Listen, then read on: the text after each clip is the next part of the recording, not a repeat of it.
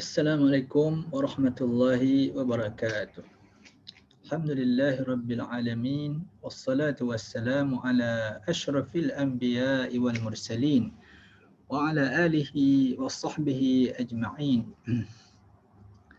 Alhamdulillah, pada hari ini kita sambung bacaan kita.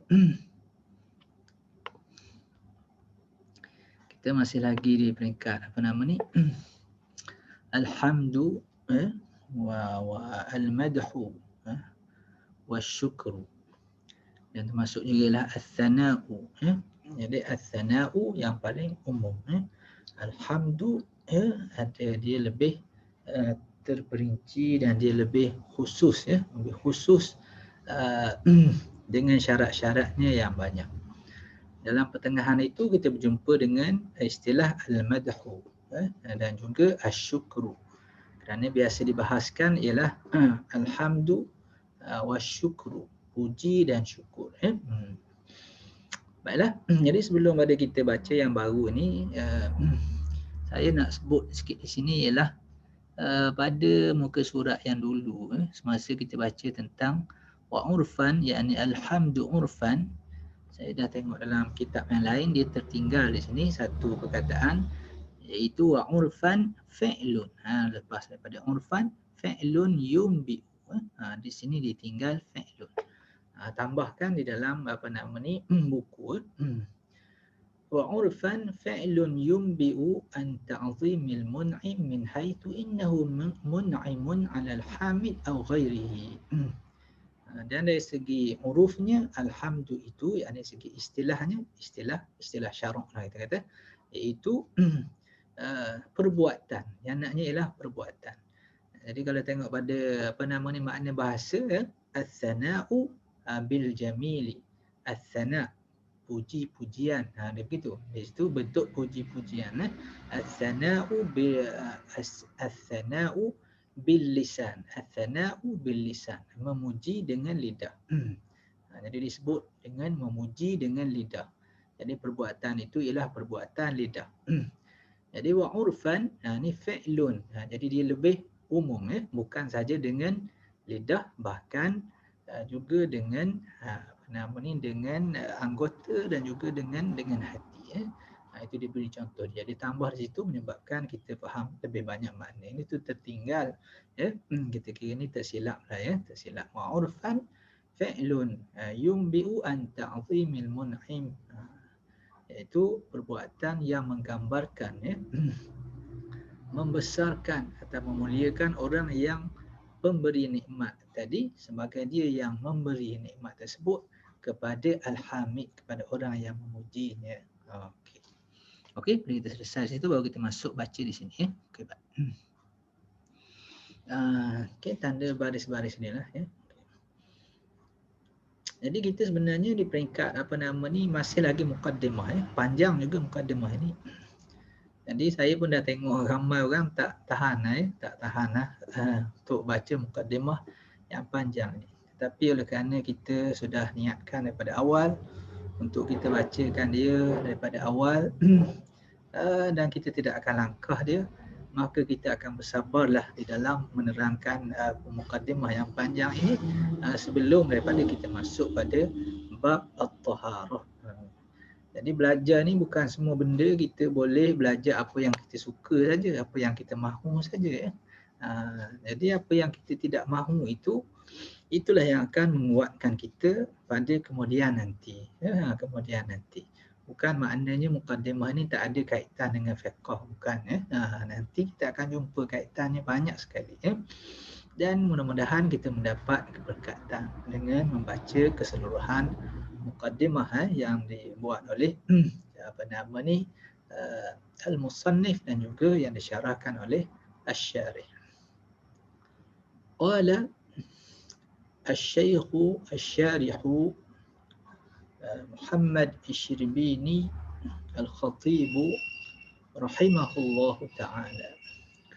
Wasyukru lughatan huwa al-hamdu urfan. Wasyukru lughatan huwa al-hamdu urfan.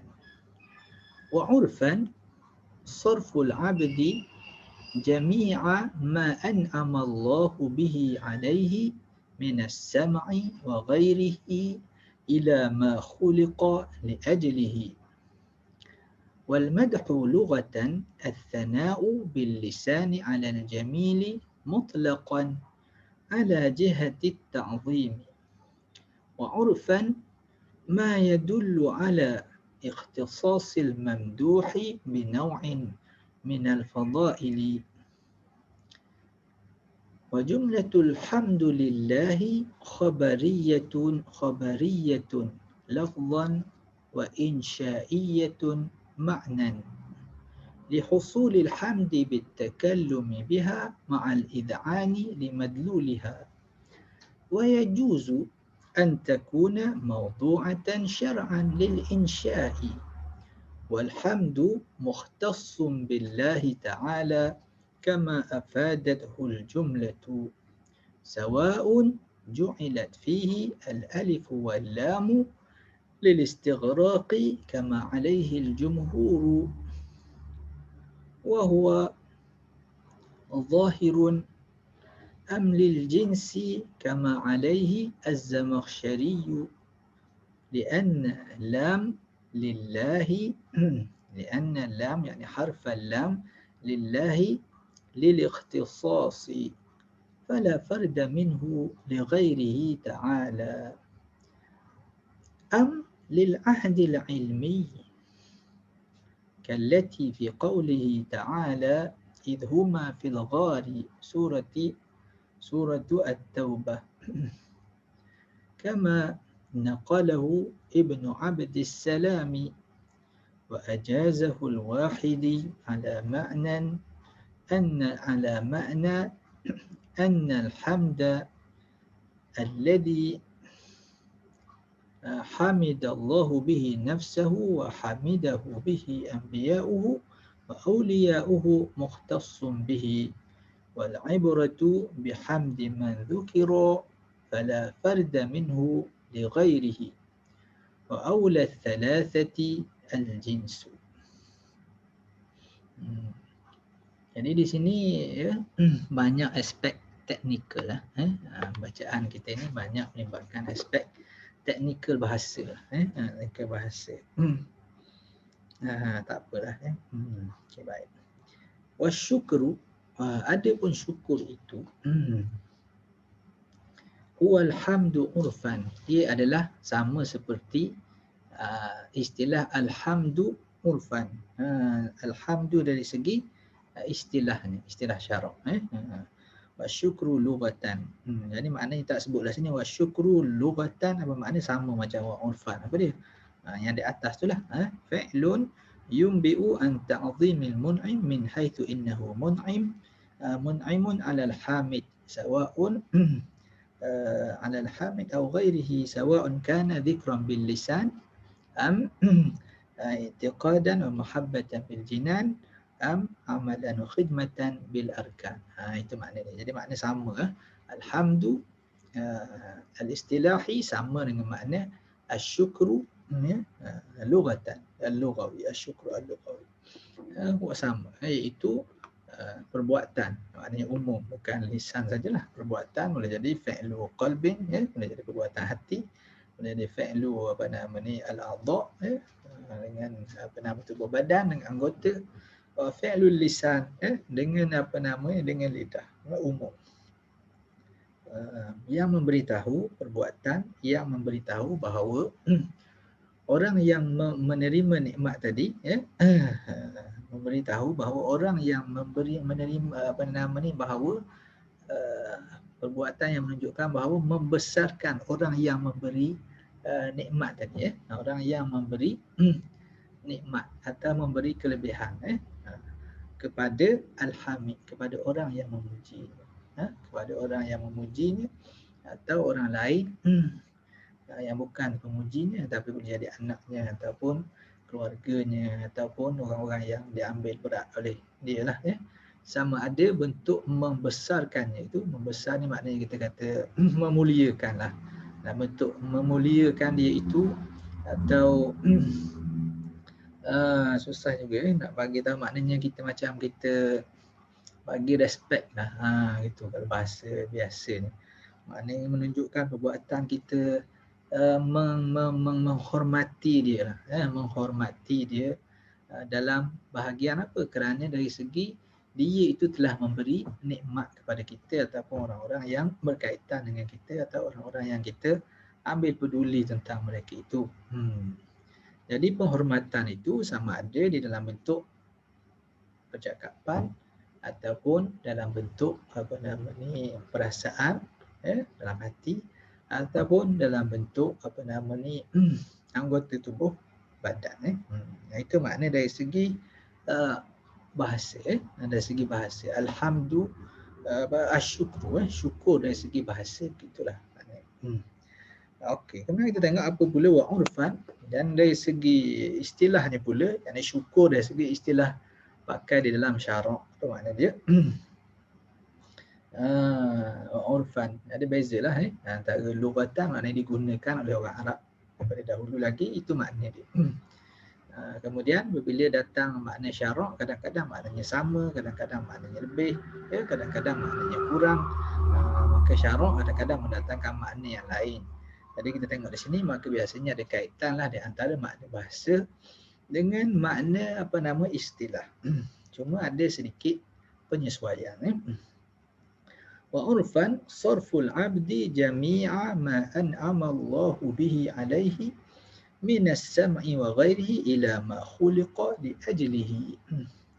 Sarful abdi, maknanya mengerahkan oleh seseorang hamba itu, jami'a akan segala, maf'ul bih ni menganugerahkan segala, mengerahkan oleh seseorang hamba itu akan keseluruhan ma'an amallahu bihi, apa yang Allah Ta'ala beri nikmat dengannya, iaitu ma tadilah, dengan apa-apa yang Allah Ta'ala beri nikmat. Apa nikmat yang Allah Ta'ala beri?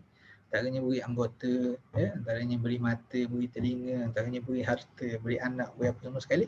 Maka itu adalah semua benda yang Allah Ta'ala berikan amallahu bihi alaihi, ke atasnya, ke atas dia itu, minas sam'i wa ghairihi, daripada pendengaran, wa ghairihi, dan juga yang lainnya, yang lain daripada pendengaran, apa? Penglihatan, anggota yang yang kita panggil panca indera, itulah panca indera yang 5 dan yang lain-lain, menggunakan apa yang Allah Ta'ala berikan kepadanya, akan nikmat itu, daripada pendengaran dan lain-lainnya, ila ma khuliqa li ajlihi, kepada perkara atau barang yang diciptakan dia itu, al-abdu itu, li ajlihi, kerananya, dicipta kerananya, kerana ma tadilah, kerananya. Apa maknanya? Maknanya seorang manusia itu dicipta untuk apa? Ma khalaqatul jinna wal insa illa liya'budun, tidaklah aku menciptakan jin dan manusia itu melainkan supaya mereka menyembahku, mereka itu beribadah kepadaku. Dalam satu tafsir, illa khalaqtul jinna wal insa illa liya'budun, ay liyuwahhiduni, untuk mereka itu mentauhidkan aku, mentauhidkan. Jadi maknanya ialah dari segi syaraknya, makna makna bersyukur seseorang hamba itu ialah dia melakukan ketaatan kepada Allah Subhanahu Wa Taala dengan menggunakan semua nikmat yang diberikan oleh Allah Subhanahu Wa Taala. Itu maknanya. Okey. Jadi di sini alhamdu al-lughawi, dengan asyukru ni ada beza dia, ialah dari segi apa tu? Dari segi ni dibalik pada nikmat. Pujian itu dalam bentuk nikmat. Ada pun bentuk kelebihan lain, maka itu termasuk dalam alhamdu, tidak termasuk di dalam asyukru. Alhamdu al-lughawi.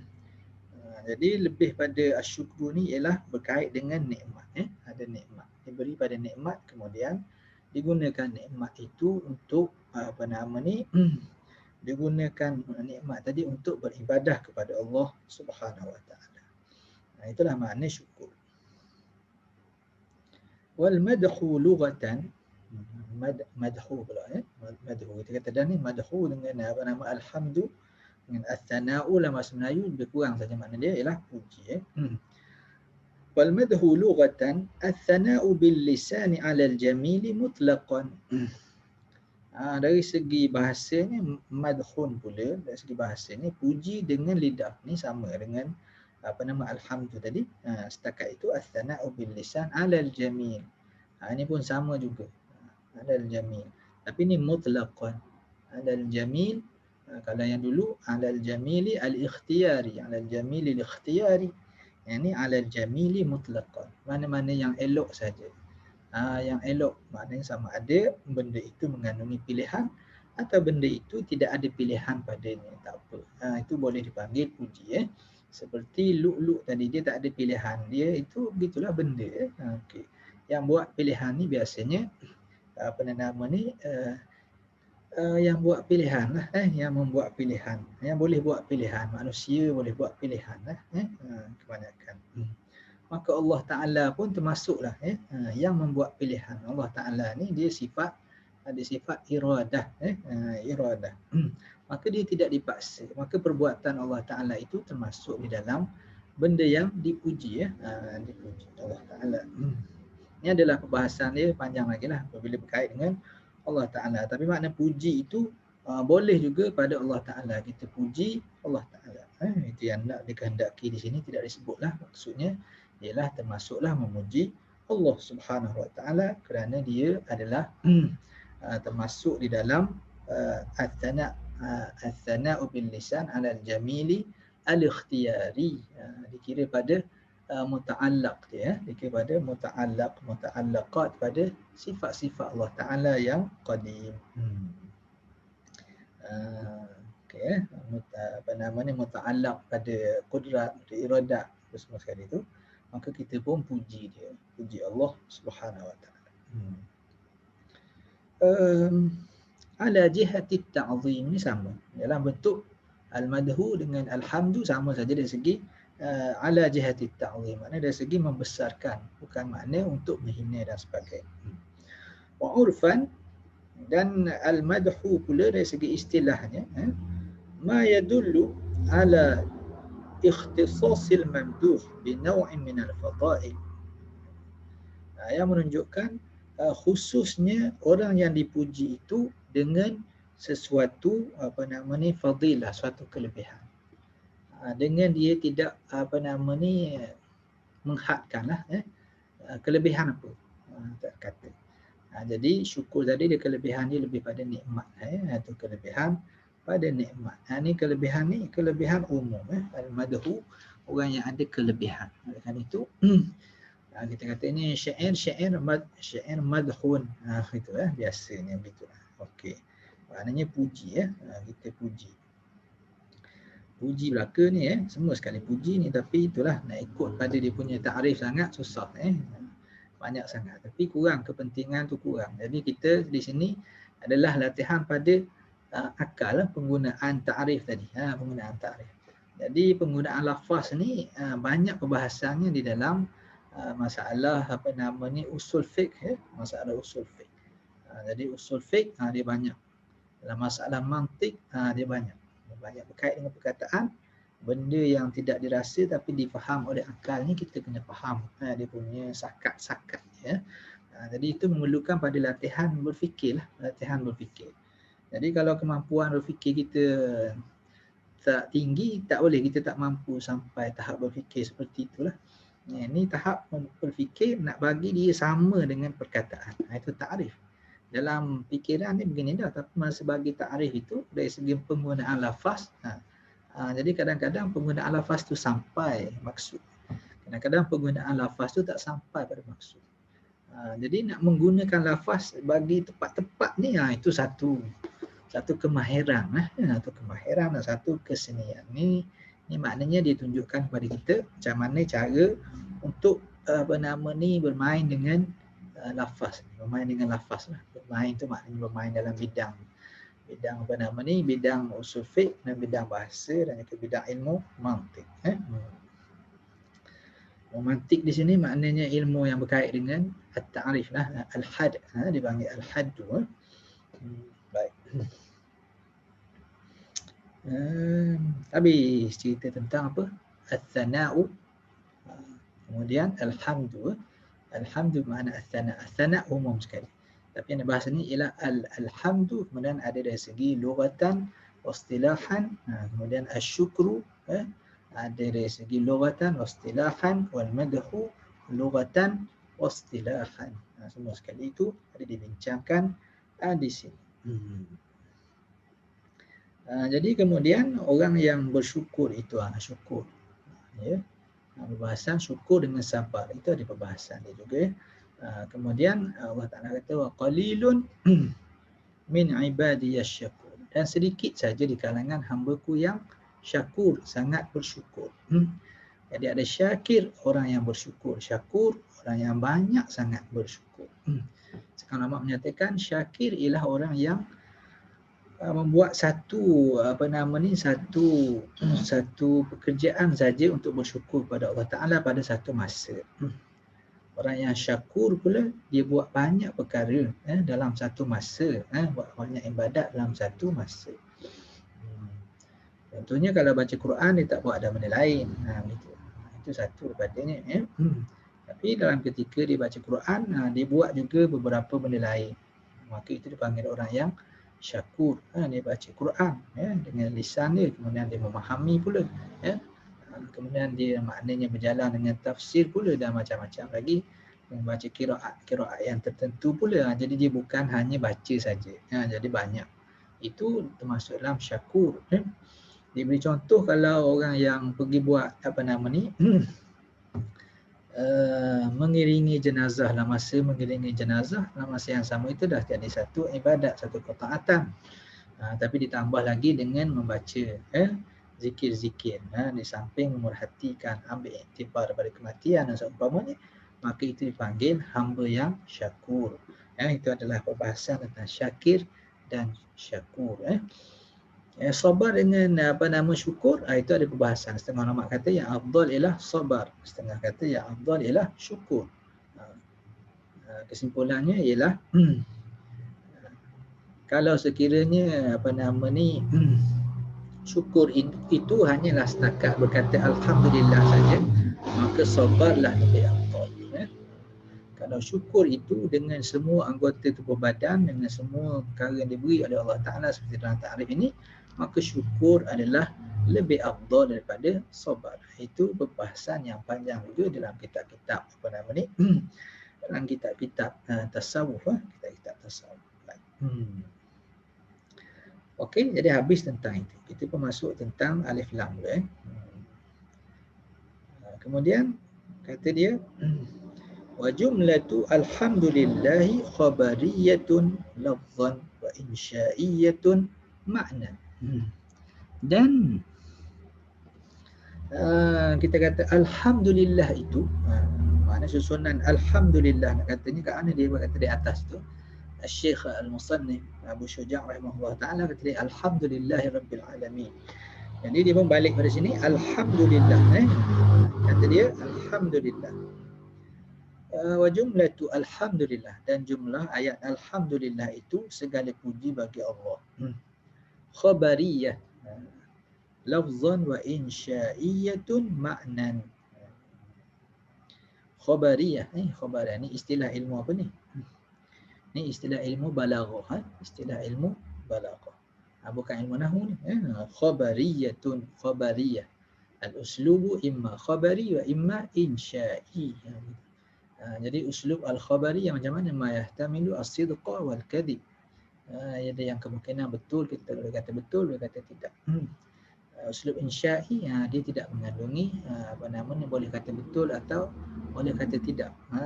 Tidak betul. Seperti contohnya orang yang ta'ajub, alangkah cantiknya rumah ini, maka kita tak boleh kata dia Salah itu tak boleh kata. Ini betul, tak boleh kata salah dengan betul. Nama saya Ali. Yang tu boleh kita kata betul. Betul sungguh nama dia Ali. Ataupun dia nama lain tapi dia menyamar, dia kata saya Ali. Nama saya Ali, kita kata tak betul. Itu uslub khabari. Uslub insya'i, dia bukan untuk menunjukkan fakta. Fakta.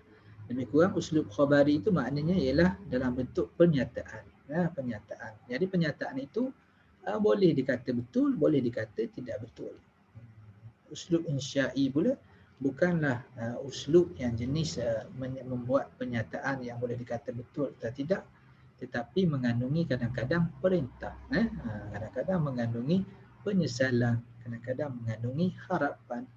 Alangkah baiknya kalau saya dapat menghafal Al-Quran daripada kecil lagi. Gitu. Itu bukan tak nak bagi tahu, itu bukan ayat penyata itu kan.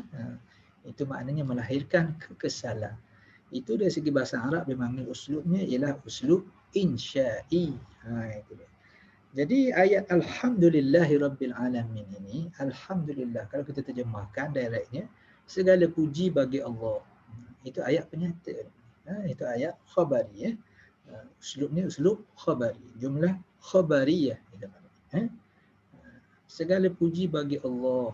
Segala puji bagi Allah. Ya, semua puji bagi Allah. Ya. Betul lah kau kata itu. Betul. Boleh kata betul. Itu makna dia itu khabariyah. Memanglah dari segi tengok lafaznya begitulah. Segala puji bagi Allah. Khabariyah. Macam kita kata Assalamualaikum warahmatullahi wabarakatuh. Assalamualaikum. Segala puji. Assalamualaikum. Sejahteralah ke atas kamu. Jadi semasa sejahtera ke atas kamu, seolah-olah kita bagi tahu orang, sejahteralah ke atas kamu. Sejahtera ke atas kamu. Sejahteralah kita terjemah itu dah ada insya'i. Kesejahteraan kita ambil asasnya. Assalamualaikum. Kesejahteraan ke atas kamu. Itu seolah-olah nak bagi tahu. Nak bagi tahu orang kesejahteraan ke atas kamu. Itu maknanya lafaz dia dalam bentuk ayat penyata, dalam bentuk menyatakan ayat penyata, bentuk menyatakan suatu pernyataan. Tapi maksud yang dikehendaki daripada Assalamualaikum itu bukan nak bagi tahu, maksudnya ialah untuk berdoa. Berdoa. Maknanya apa? Ada'u laka, aku berdoa bagi engkau, semoga-moga engkau mendapat kesejahteraan. Bukan sebut kesejahteraan itu memang ada dengan engkau, bukan itu, tapi aku doakan. Aku doakan itu dipanggil insya'i. Uslub apa? Insya'i. Salah satu daripada uslub insya'i iaitu al-amru. Tapi al-amru ni dia al-amru suruh, tapi sebelah pihak yang lebih tinggi kepada Allah Ta'ala dipanggil ad-doa. Itu panggil doa. Jadi kita berdoa kepada Allah. Berdoa ni maknanya minta kepada Allah Ta'ala. Dia perbuatan minta itu, ya Allah berikanlah aku, kita tak boleh kata ni betul atau salah. Itu dipanggil uslub insya'i. Uslub insya'i. Yang tu kena pergi pada kelas balaghah yang betul. Ini kita yang tak belajar balaghah tu kena belajarlah balaghah. Biasa balaghah ni tingkatan 5 pun asas dia pun dah belajar balaghah ni. Okay. Baik. Jadi itu makna dia kata apa nama tadi? Jadi wa jumlatu alhamdulillah khabariyatun lafzan wa khabariyatun lafzan wa insya'iyatun maknan. Tetapi dari segi makna, itu dari segi makna pun dari segi lafaznya malah seperti memberitahu, tapi dari segi maknanya insya'iyah. Maknanya ialah dia itu bukan dalam bentuk apa nama ni, bukan dalam bentuk nak bagi tahu saja, tapi maksudnya ialah untuk apa dia? Apa nama ni untuk apa? Untuk menunaikan perintah. Untuk apa ni? Untuk susah juga nak terangkan okey. Jadi dia kata ini adalah khabariyatul lafzan wa insya'iyatu maknan. Macam mana insya'iyatu maknan itu? Segi macam mana? Maksudnya ialah apa yang dikehendaki di sini bukan nak bagi tahu saja, Tapi yang nak dikehendaki di sini ialah hendak memuji dia. Hendak memuji. Kalau kita puji orang, puji, hendak puji dia, bukan memberitahu. Kita bukan beritahu. Bukan beritahu awak ni cantik. Itu maknanya ayat penyata. Ini boleh jadi dia tak cantik. Boleh kata betul atau tidak. Awak itu cantik mengandungnya betul atau tidak. Kalau kita kata cantiknya awak hari ini, gitu, itu dipanggil puji dalam bentuk bukan ada betul atau ada salah, tapi menyatakan perbuatan memuji. Itu perbuatan memuji. Yang di sini yang kehendaki di sini ialah memuji, itu perbuatan memuji, bukan nak kata betul atau salah ni. Bukan nak kata segala kepujian itu kepada engkau ya Allah, bukan begitu. Maksudnya aku memuji. Itu makna insya'iyah. Itu makna insya'iyah. Itu satu makna. Itu beberapa makna lah pada makna insya'iyah. Susah nak bagi contoh tu, susah nak bagi. Tapi orang yang belajar balaghah tu dia akan nampak dengan lebih terang. Tak apalah kalau ada ada ayat yang lebih baik, kita akan terangkan sekali lagi lah. Itu makna dia lil insya. Kita terangkan detail dia dari segi lil insya, iaitu untuk menyatakan pujian di sini. Walhamdu mukhtassum billahi kama afadathu al-jumlatu. Dan alhamdu itu adalah khas untuk Allah sahaja. Dalam ayat ini sebagaimana yang afadathu, yang ditunjukkan. Faedah ni maknanya yang ditunjukkan oleh ayat alhamdulillahi. Kat mana ditunjuk bahawa puji itu hanya untuk Allah Ta'ala saja? Itu berkait dengan alif lam pada alhamdu itu, dan berkait juga dengan huruf jar li di situ, lillahi. Yang ini kita akan baca di dalam pelajaran yang akan datang, insya-Allah kita sambung di situ. Jadi sekadar itu dulu. Qul qawli hadza astaghfirullahal azim li wa lakum. Wassalamualaikum warahmatullahi wabarakatuh.